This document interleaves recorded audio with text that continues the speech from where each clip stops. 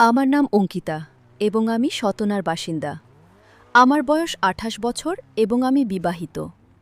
এখনও আমার কোনো সন্তান নেই, কারণ আমার স্বামীর সন্তান নেওয়ার ইচ্ছাই নেই এবং তিনি বেশিরভাগ সময়ই বাইরে থাকেন। দেখতে আমি ফর্সা এবং আমার উচ্চতা ৫ ফুট ৪ ইঞ্চি। আমার ফিগার ৩২, ৩৪, ৩৬। এতে তোমরা আন্দাজ করতে পারো আমি দেখতেতে কেমন। বন্ধুরা, এটা আমার প্রথম গল্প, তাই আশা করি তোমাদের খুব ভালো লাগবে। এখন আমি আমার গল্পে আসি।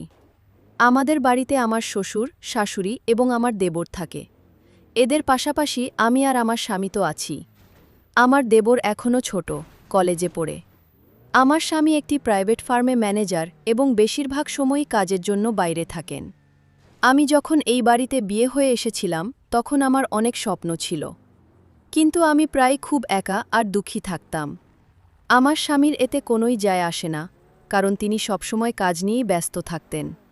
এই কাজের চাপে যেন দাম্পত্য জীবনটাই চাপা পড়ে গিয়েছিল। কখনো কখনো আমার মনে হতো তিনি আমাকে শুধু বাড়ির কাজের জন্যই বিয়ে করেছেন। একদিনের ঘটনা।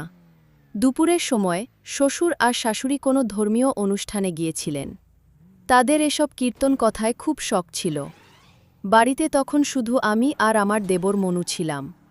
আমি রান্না করছিলাম। তখন লবণের ডিব্বা উপরে রাখা ছিল। কে যে এত উপরে রেখেছিল জানি না।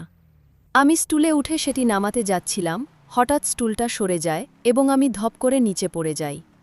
আমি ব্যথায় চিৎকার করে উঠলাম, মনু, তাড়াতাড়ি এখানে আয়। মনু তখন গোসল করছিল। তাড়াহুড়ে সে হয়তো ঠিকমতো কাপড়ও পরেনি, শুধু একটা তোয়ালে জড়িয়ে রান্নাঘরে চলে এলো। সে আমাকে উঠিয়ে বলল, কি হয়েছে ভাবি?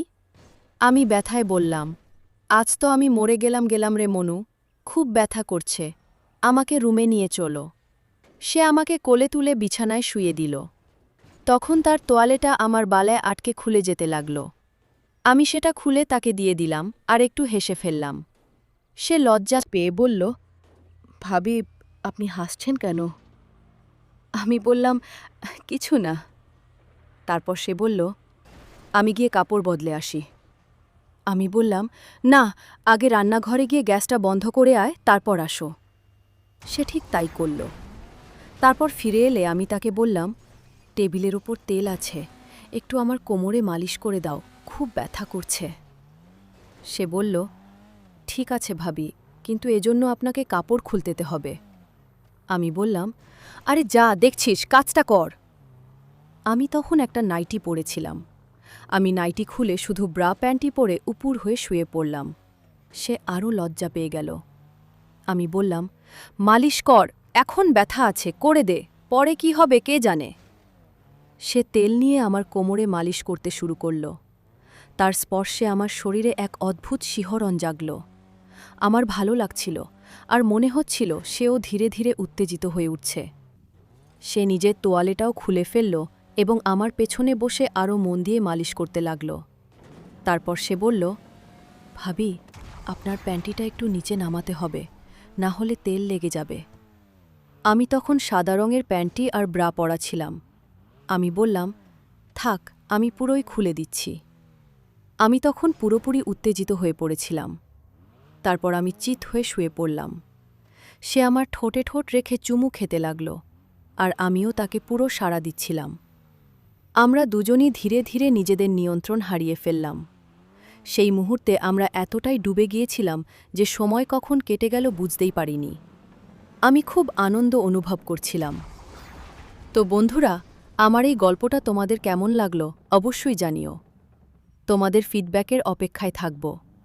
তোমাদের মতামতই আমাকে আরও এমন গল্প লিখতে অনুপ্রাণিত করে এবং তোমাদের সাথে আরও ঘনিষ্ঠভাবে যুক্ত থাকতে সাহায্য করে। আমি চাই এই গল্পের যাত্রা এমনভাবেই চলতে থাকুক। আমি জানি তোমাদেরও সেই ইচ্ছা আছে। তাহলে বন্ধুরা, আমার গল্পগুলো এমনভাবেই শুনতে থাকো। আমি আবার নতুন গল্প নিয়ে ফিরে আসব। ততদিন পর্যন্ত আমাকে তোমাদের দোয়ায় মনে রেখো।